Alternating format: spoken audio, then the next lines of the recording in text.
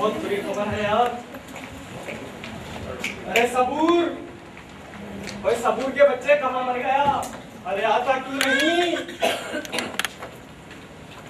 अरे क्या हुआ सरकार? अरे सबूर तूने ठीक सुना है ना? अब्बा जान आ रहे हैं। बिल्कुल बिल्कुल अब्बा जान आ रहे हैं। क्या क्या आज ही आ रहे हैं? बिल्कुल बिल्कुल आज ही आ रहे हैं।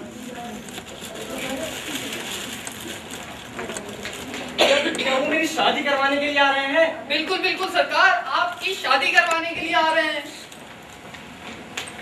और वो लड़की भी साथ आ रही है? बिल्कुल बिल्कुल सरकार वो लड़की भी साथ आ रही है। अरे ये क्या तुझे मैनेजर साहब ने बताया है? बिल्कुल बिल्कुल मैनेजर साहब को तो वैसे ही सारी हरकतों का है। बिल्कुल अरे तू क्या मेरी हरकत के आगे बिल्कुल बिल्कुल के अंदर लगा देता है? बिल्कुल सरकार मैं क्या अर्ज करूं? अरे कुछ सोच, कुछ मशवरा दे, मेरा क्या बनेगा? अरे सरकार मेरी तो अपनी नौकरी तेल हो रही है, मैं क्या मशवरा दूं? मैं बुरा फंसा सुबुर। अरे आप तो फंसे हैं, मुझे तो बड़े सा फांसी पे चढ़ा देंगे। बेभाव की सुबुर। अरे आप तो सुनेंगे, मुझे तो पड़ेगा जूते। हाय हाय ये मेरी किस्मत और ये आपकी बेवकूफियां। अब क्या करें, क्या करें? क्या करें क्या करें? सुझाव नहीं दे रहा। कुछ सुझाव। अबे चुप, तो मेरी मदद खुदा ही करेगा। अरे क्या मामला है साहब? खैरियत तो है? ये चेहरे पे हवाइयां क्यों उड़ रही हैं? शकूर, मेरे प्यारे शकूर, तुम ये चेहरा देख रहे हो? ये दुनिया के सबसे बदसूरत आदमी का चेहरा है, समझे? नहीं समझोगे, तुम नहीं समझोगे। भाई कुछ पता भी तो चले। लो, तुम्हें कुछ खबर ही नहीं ना। अब्बा आ रहे हैं। किसके अब्बा? अबे मेरे अब्बा। अच्छा, मुझे मालूम नहीं था कि अब्बा को इतनी खौफनाक शय होती है। तो यूं कह रहे हैं जैसे कोई जल्जला आ रहा हो। अबे वो मेरी शादी करवाने के लिए आ रहे हैं, जमशेद साहब के हमरा। अच्छा, जमशेद साहब के साथ शादी कराएंगे? कहीं नहीं, उनके हमरा आ रहे हैं, उनकी बेटी करेगा। ठीक है फिर। एक तुम्हारा सर। अब क्या करें, क्या करें? अरे सरकार खुलकर बात करें, खुलकर। मैं हमेशा नौजवानों के मामलात में हमदर्दाना दिलचस्पी रखता हूँ। शकूर शकूर यकीन जानो, अगर तुम्हारी जहानत कोई मशवरा दे दे तो मैं उम्र भर तुम्हारा शुक्रमंद रहूंगा। आप मसला तो बताएं सरकार। आपके तो सिर्फ एक अब्बा हैं। इस शहर के तमाम अब्बाओं को मैं अपनी उंगलियों पर नचा सकता हूँ। आज अगर उम्र यार भी होता ना, मेरी शागिर्दी में होता। सरकार आजकल तो मैं खुद मुसीबत में गिरफ्तार हूँ। मुसीबत? तुम पर क्या मुसीबत आन पड़ी? सर आजकल पुलिस और मेरी आंख में चोली चल रही है। तुम और पुलिस? हाँ सरकार, कुछ इख्तिलाफात से हो गए बस। पुलिस के साथ इख्तिलाफात? मगर क्यों? अरे भाई आजकल किसी के काम आना मुसीबत मोल लेना है। वही बात है ना, नेकी कर दरिया में डाल। ओ भाई सबूर, हमने तो सोच लिया है कि अब किसी के काम नहीं आएंगे। खैर छोड़िए, आप अपनी आप बीती सुनाएं। भाई सबूर, तुम तो जानते हो मेरे अब्बू और तुम्हारे साहब जमशेद साहब काम के सिलसिले में कहीं बाहर गए हुए थे। हाँ, मेरी जिम्मेदारी इस सबूर पर थी और लई की जिम्मेदारी जमशेद साहब ने तुम्हारे ऊपर डाली थी। हाँ, मैंने तो अपनी जिम्मेदारी बखूबी सर अंजाम दी है। आप हजरात तो गवाह हैं ना। लई की मुलाकात इस खाना बदोश लड़की से हुई और वो उसे दिल दे बैठा।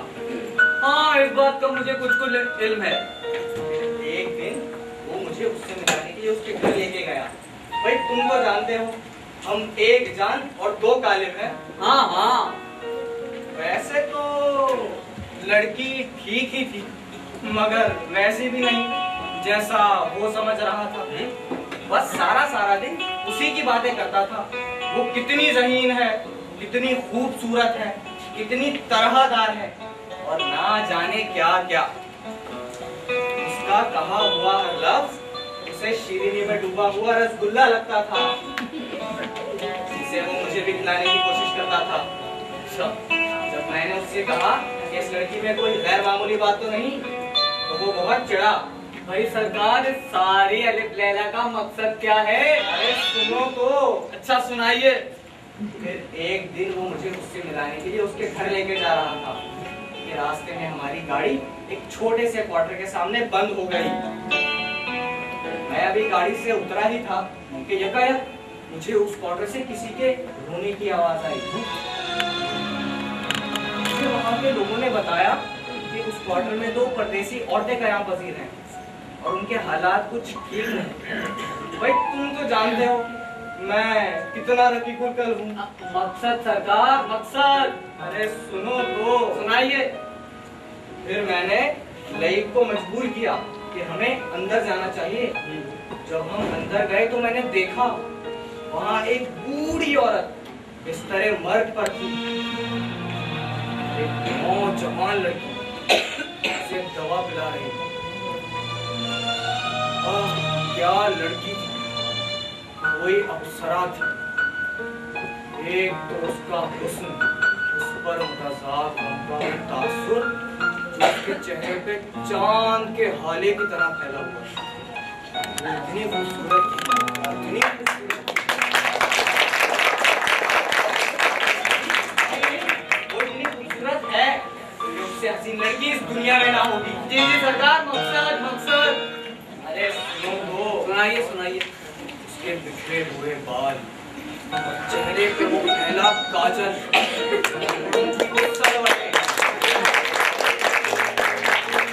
सारी बेतरतीबी में भी एक अजीब सलीका था। हाँ, अब कुछ मामला समझ में आ रहा है। वाह भाई, क्या सलीका था। उसके आंसू शबनम के कतरे लग रहे थे जो उसके गुलाब जैसे रखसारों की ताबनाकी को बढ़ा रहे थे। अरे आंसू नहीं सरकार, मोती कहिए, मोती। शकूर, शकूर, तुमने उसे देखा होता तो तुम मेरी तारीफ करते। वो कितनी खूबसूरत है। अरे सरकार, मैं बिना देखे बता सकता हूँ, वो बहुत ही खूबसूरत है भाई, बहुत ही। उस बूढ़ी औरत से माँ कहकर लिपट गई और बेख्तियार हो गई। यकीन जानो, मेरी आंखों में तो जैसे आंसू आ गए हो। माँ, कितना सुर था इस आवाज में। मैंने उसे चंद टूटे फूटे लफ्जों में तसल्ली दी और फिर हम वहां से निकल आए। वापसी पर मैंने लईक से उसके बारे में पूछा तो कहने लगा बस ठीक ही थी। मुझे लगा वो जल गया था। हाँ सरकार, हाँ। तुझे क्या हो गया भाई?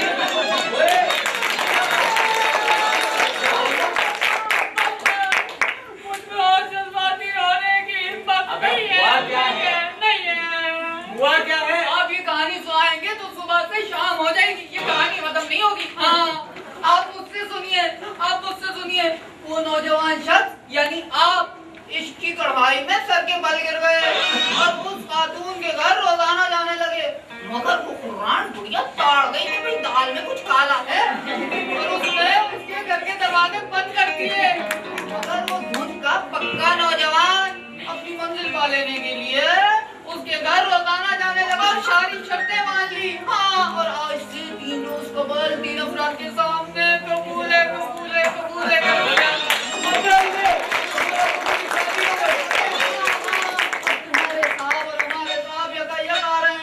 बेटी को लेके इनके सर मरने। और यकीन जानो शकूर, मेरी बीवी आयशा गरीबी और असरत में जिंदगी बसर कर रही है। उसको देने के लिए ही मेरे पास एक फूटी कौड़ी नहीं। बस, ये मामला है सरकार। अबे शर्म कर सबूर, शर्म कर।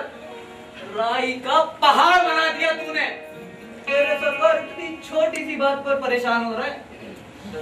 सरकार, इन छोटे मोटे कामों में पड़ना ना शकूर के शान नहीं।